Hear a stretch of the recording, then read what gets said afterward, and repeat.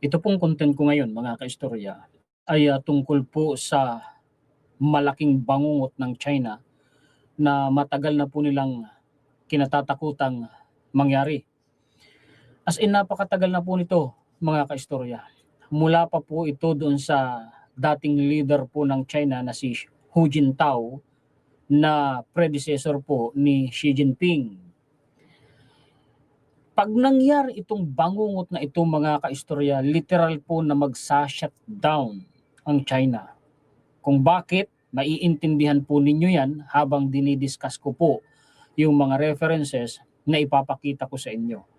Pakishare po mga kaistorya at pakilike para malaman po ng ating mga kababayan ang dagdag kaalaman na naman na ibabahagi po sa inyo ngayon ng inyong lingkod. Hindi ko gaano lalakasan ang boses ko kasi this oras na po ng gabi na nagba-vlog pa ako dito po sa kinauupuan ko. Nakikita ko sa computer ko 10:30 na po ng gabi. Ayaw kong makabulahaw sa mga kapitbahay ko. Okay. Ito na po yung mga references natin mga kaistorya. Dito po sa bangungot na ito ng China, para po ito ay mangyari, ay napakalaki po mga kaistorya ng papel na ginagampanan ng Pilipinas. Ito po yung tinatawag na Malacca Dilemma. Hindi po si Congresswoman Laila de Lima kundi dilema mga kaistorya. Kasi po dyan sa Strait of Malacca, dyan po sa may bandang Malaysia, 80% po ng supply ng enerhiya o crude oil ng China ay dumadaan po mga kaistorya sa Strait of Malacca. Matagal na nilang kinatatakutan yan na kung sakali po sa oras po ng labanan o digmaan ay posible raw po yung mga kaistoryang harangan, barahan, isara ng Amerika at ng mga kaalyadong bansa ng Amerika kagaya po ng bansang Pilipinas. Noon pa sinisikap ng China na magpalakas ng posisyon sa mga lugar po mga kaistorya na nakapaligid po sa Strait of Malacca dahil nga po sa malaking bulto ng kanila po mga kaistoryang kalakal at crude oil o energy supply ay dumadaan sa Strait of Malacca. Yan din ang isa sa dahilan kung bakit po nagpapalakas po sila ng kanilang naval force. Yan din po ang dahilan kung bakit meron po sila mga kaistoryang kontroladong base militar po sa Cambodia at meron din sa Djibouti, Africa. Alam niyo mga kaistorya malaking kalakal at supply ng enerhiya ng China dumadaan din po sa Red Sea galing ng Europe o papunta po ng Europe, dadaan dyan sa Red Sea, dadaan ng Indian Ocean, papasok po sa Strait of Malacca hanggang makapasok po sa South China Sea. Matagal nang kinatatakutan po ng China mga kaistorya na mapaligiran sila ng mga kalaban. Yan din naman yung isang bangungot pa nila na ginawan ko na ng ilang beses na content na tinatawag naman po na nila na China encirclement. Ngayon, kung bakit ko po nasabi mga kaistorya na napakalaki ng papel na ginagampanan dyan ng Pilipinas kasi sa kabila po na sinisikap ng China na wag mangyari yan, yung Malacca Dilemma na yan at saka po yung China encirclement na yan, nang naging presidente naman si PBBM, natupad yung mga bangungot na yan ng China. Bakit? Lumakas po mga kaistorya ang presensya at posisyon ng Amerika at mga kaalyadong bansa ng Amerika sa South China Sea, sa Indo-Pacific region, sa First Island Chain. Okay, na ipaliwanag ko siguro kahit paano ng maliwanag. Ngayon, punta na tayo dito sa mga references. Ang sabi dito, ito po Atlas Institute for International Affairs. Ang sabi dito, this is due to the possibility that the Malacca Strait, through which around 80% of China's oil, ilan daw? 80% daw po, imports pass could be blockaded by certain powers, kagaya daw po ng United States in a conflict scenario. Pag sinabi mong conflict scenario, labanan, digmaan po yan.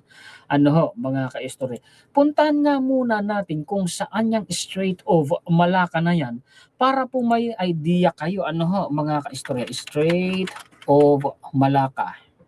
Ipakita ko sa inyo Ayun na. Ayan po yung Strait of Malacca. Ano, ito yung Malaysia. Ngayon, i-zoom out natin. Kung napapansin ninyo, ito po ang Pilipinas. Ito banda rito, mga kaistorang Spratly Islands o ang West Philippine Sea. At itong kabuuan na ito ng karagatan ay tinatawag na South China Sea. Bago po makarating ang mga barko ng kalakal at barko po ng crude oil dito sa South China Sea para makarating sa baybayin ng China, dadaan muna sila dito sa Strait of Malacca dito sa may Malaysia, Singapore. Ano ho, mga kaistorang. Isa din po ito na malaking choke point. Ano po, mga kaistorong? Ngayon, alam nyo ba, malaking bahagi din po ng supply ng enerhiya at kalakal ng China dumadaan dyan. Ano ho, dito sa Indian Ocean hanggang dito po sa may Red Sea. Ito po ang Red Sea. Pagkatapos papasok dito, ito na po ang Europe. Ano ho, ngayon dito po sa Djibouti, Africa, kung hindi ako nagkakamali, may parang isang kontroladong military base dyan ang China. At dito mismo din sa Africa, malaking bahagi din ng crude oil ang kinukuha po dyan ng China. May mga state-owned company dyan ang China, mga kaistorya na nagsisipsip po ng crude oil sa Africa. Ano ho? Okay. So may idea na ho kayo, ano ho, mga kaistorya. Isa din ito sa dahilan kung bakit sinisikap ng China na makontrol ang buong South China Sea. Kasi kung sino man nga ika ang magkaroon ng control sa choke point dito sa Luzon Strait o sa Malacca Strait man, naku, wala na. Talo na niya ang kalaban. Kumbaga madodominate na niya, mga kaistorya, ang kalaban. At pwede pa nga niyang lagyan niya ng kumbaga yung tinatawag nating imaginary toll gate na kung saan, mga kaistorya, pwede sila diyang magpatupad ng mga batas na kagaya ng ginagawa po ng Iran sa Strait of Hormuz na sino mang dadaan ay magbabayad muna sa kanila ng malaking halaga. Napakalaki po, mga kaistorya, ng magiging inflation rate niyan. Ano ho? At napakalaki ng iko-contribute niyan sa pagdagsa ng pera sa China kung sakali. Kaya nga ang Amerika at sa tulong ng Pilipinas at mga kaalyadong bansa ay hindi sila papayag na dihado ang China dahil po sa foreign policy ngayon ni PBBM. Okay, sana na ipapaliwanag ko kahit papaano ng maayos. Ano ho, mga kaistorya, balik na tayo dito. Ano ho?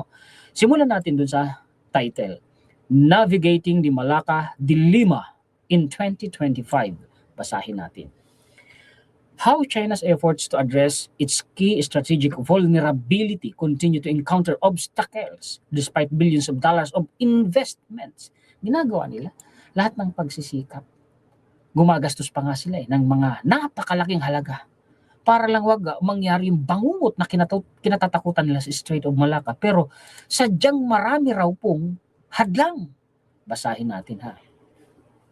It has been over 2 decades since then, the then Chinese President Hu Jintao, yan yung pinalitan ni Xi Jinping, mga kaistorya, mahigit na palang ito palang bangungot na ito, ang tagal na nito kasi si Hu Jintao pa alam na niya ito articulated his concern regarding the Malacca Dilemma at a Chinese Communist Party Economic Work Conference in November 2003. In the nearly 22 years since Beijing has sought to reduce its dependence on the key sea lines of communications, this is due to the possibility that the Malacca Strait, through which around 80% of China's oil imports pass, could be blockaded by certain powers, i.e. the United States, in the conflict scenario, which could strangle the Chinese economy. Ito na. Paano mo nasabi, Juan Estredor, na literal magbablock-out ang China? Alam niyo, mga kaistorya, pag ang pinag-uusapan crude oil, kaya nga tinatawag din yan na energy supply. Kasi po, mga kaistorya, yan ang nagpapaandar. Isa yan sa nagpapaandar sa mga power plants para makapag-produce po ng kuryente. Yan ang nagpapaandar ng mga pabrika, nagpapaandar ng mga sasakyan, ng mga establishmento.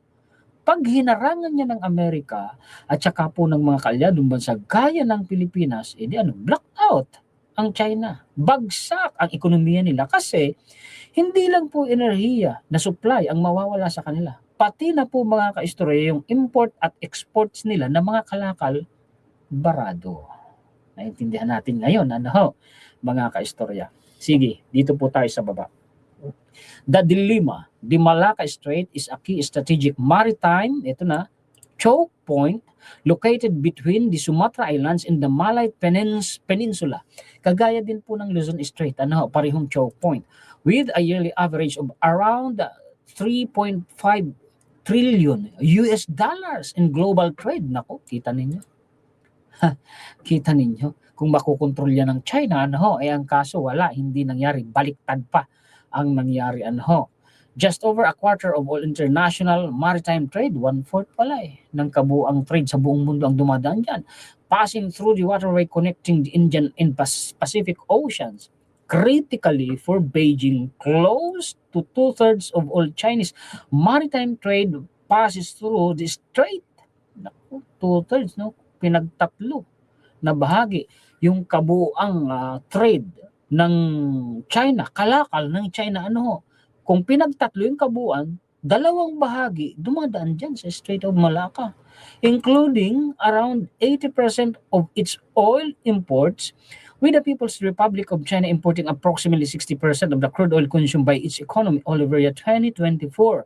Due to this economic and strategic dependence on trade and energy supplies moving through the strait, which is only 2.8 kilometer ang kitid. 2.8 kilometer. Kung nakatayo ka sa gilid ng baybayin, tanaw mo yung kabilang baybayin. Ang kitid pala niyan. Wide at its narrowest point, the prospect of a blockade of the waterway by a foreign adversary has long troubled the Chinese Communist Party. Yun pala yung bangungot ng China na matagal na nilang kinatatakutan pag hinarangan niya, binarahan ng Amerika, mga kalyadong bansa ng Amerika. In light of this threat, in recent years, China has pursued a naval build-up. Kaya nga sila nagpapalakas ng puwersang pangkaragatan with the People's Liberation Army Navy overtaking the US Navy in number lang. Pero kung teknolohiya at size, bawat barko, walang panama yung China na yan. Subok na po ang mga armas pandigma po ng Amerika. Okay, ito pa. Despite the successful construction of pipelines, kasi may pipelines yan kumbaga ginawa nila ng solusyon na hindi naman talaga solusyon. Sila ay naglatag ng pipeline papuntang Pakistan at saka po papuntang Siberia, Mongolia, Russia. Kaya lang kung 80% ng kanilang energy supply dumadaan sa Strait of Malacca, yung pipeline na ginawa nila parang sa panahon ng labanan, halos hindi mararamdaman yun. Kakapusin talaga sila. Di ba, mga kaistorya? Capable of delivering 22 million tons of crude oil and 13 billion cubic meters of LNG per year, 700, so on and so forth. Dito tayo kasi may ipapakita ako, mga kaistorya. Tingnan ninyo. More than 102,500 ships, mostly commercial vessels, transited through the Malacca Strait in 2025, up from around 94,300 in 2024. Data, ganyan pala karami ang barkong dumadaan dyan sa Strait of Malacca. Tingnan nyo yung title niya. Ito hindi ko na ito i-discuss kasi yung pinaka-importanteng punto lamang ang gusto kong ihatid po sa mga manonood. At least na ipaliwanag ko na bago ko pa ito simulan, mga kaistorya. The closure of the Strait of Hormuz has forced policymakers in Asia to face question over the security of other maritime choke points, including the Strait of Malacca, which is the world's busiest waterway for international trade. Kanina, yun pong choke points for energy supply, crude oil. Ngayon naman, international trade. Pareho lang yan, mga kaistorya. Kaya nga, ang title ko at ang thumbnail ko, ang nakalagay, mababalda. Ito ang babalda sa China. Bangungot ito ni Xi Jinping. Tapos sabi ko kanina, literal mag-shutdown, magdidilim ang China. Well, naipaliwanag ko na yan, hindi ko na uulitin pa. Magdadagdag na lamang po ako ng ilan pang mga balita, mga kaistorya. Tingnan ninyo ito sa The Defense Post. Isa ito sa malaking papel na ginagampanan ng Pilipinas sa bangungot ng China. Dito naman yan sa West Philippine Sea, sa Luzon Strait. Recent developments. Today, the first island chain na kinabibilangan ng Pilipinas has become an increasingly active zone of military build-up, alliance coordination in the strategic competition between the United States and China. First island chain, lahat dyan may militaryong posisyon na ang Amerika. The US and its allies have expanded joint exercises, missile developments, lahat yan nangyayari. Pilipinas, Amerika, magkasamang naglalayag. Kasama ang Canada, France, United Kingdom, Japan, South Korea, Australia, ano. At may mga missile din na naka-deploy ang Amerika dito po sa Pilipinas, sa Japan, sa South Korea, ano. And regional defense agreements across the Indo-Pacific. 2. Multilateral frameworks have become central to that efforts. AUKUS, the security partnership between the US, UK, and Australia, is investing in nuclear-powered submarine capability that would give Allied forces a persistent undersea presence across the Indo-Pacific.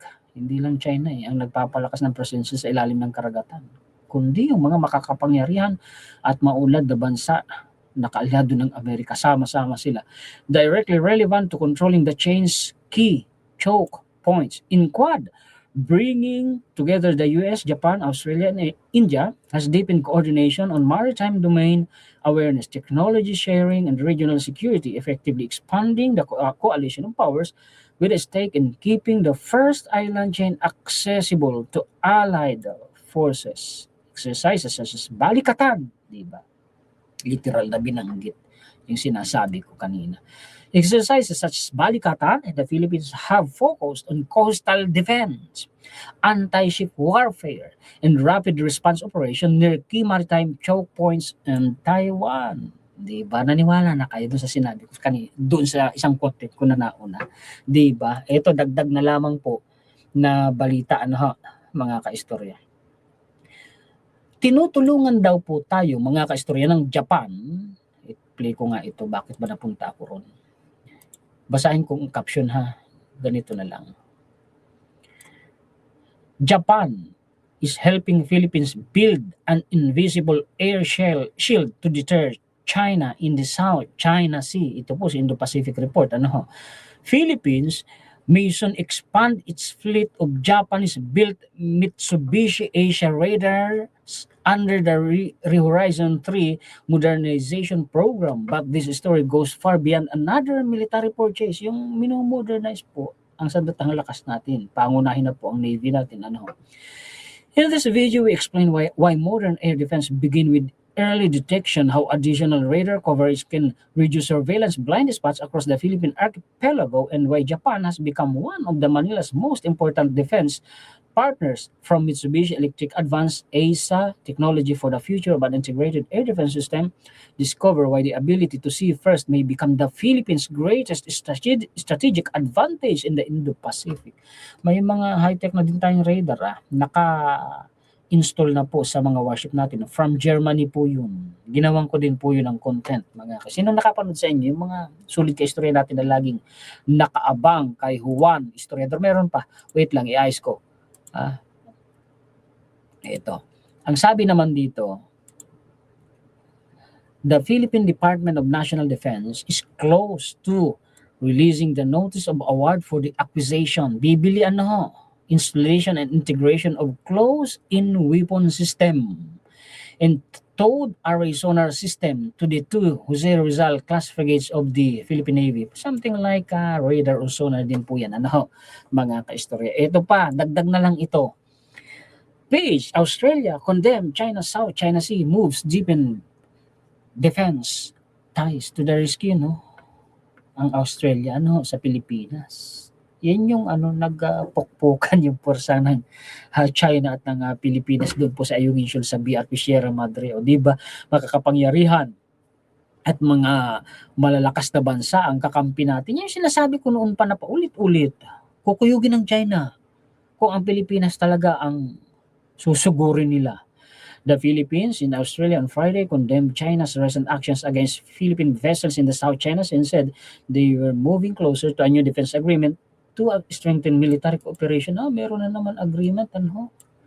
Marami na rin binigay ito sa atin ang Australia ng mga asset po, pandigma sa Pilipinas. Kagaya rin po ng United Kingdom, ng France, ng Japan, ng South Korea, ng Canada. Dami na nilang binigay sa atin. Salamat naman kung ganun. mga kaistorya. Yan po ang mga balita, impormasyon, komentaryo, kritisismo, opinyon na maibabahagi ko sa inyo ngayon.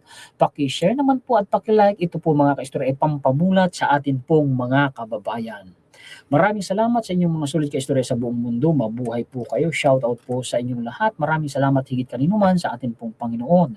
Muli ako po si Juan Historiador, ang tagakwento ng totoong istorya ng kasaysayan na nagmamalasakit sa kapwa ko Pilipino at nagmamahal sa bayang ito ang bansang Pilipinas.